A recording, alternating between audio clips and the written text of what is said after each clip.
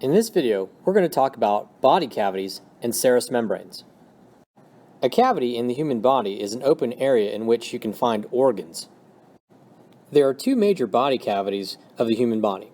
The first one is called the posterior or dorsal body cavity, and the second one is called the anterior or ventral body cavity.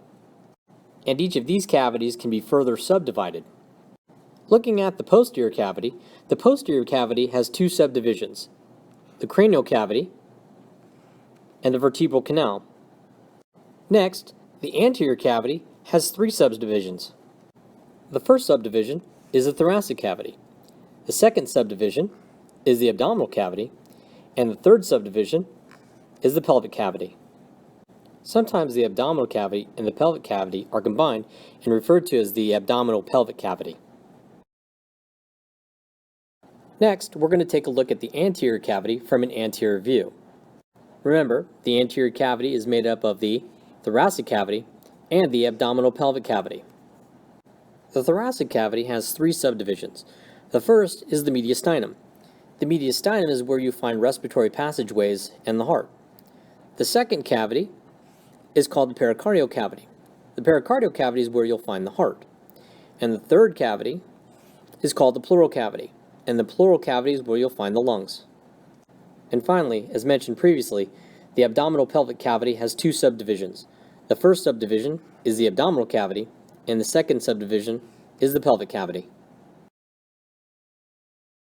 Next, we're going to take a look at the parts of serous membrane. Now, serous membrane is one of many different types of membranes found in the human body. And the reason why I choose to discuss the serous membrane now is because the serous membrane is the membrane that covers organs. There are four parts of a serous membrane. The first part is called the visceral serous membrane. The second part is called the serous cavity. The third part is called the serous fluid, and the fourth part is called the parietal serous membrane. The visceral serous membrane is the membrane that touches the organ itself. The parietal serous membrane is the outermost membrane. In between the visceral and parietal serous membranes is a cavity called the serous cavity, and within the serous cavity you have a substance called serous fluid, which acts as a shock absorber and helps reduce friction. Let's take a look at the serous membrane that surrounds the heart, called the pericardium. There are four parts to the pericardium. The first part is called the visceral pericardium, or the membrane that touches the heart itself. The second part is the parietal pericardium, which is the outermost membrane of the heart. In between the visceral and parietal pericardium is the pericardial cavity, and within the pericardial cavity you have serous fluid or pericardial fluid. The membrane that surrounds the lungs is called the pleura, and the pleura has four parts as well.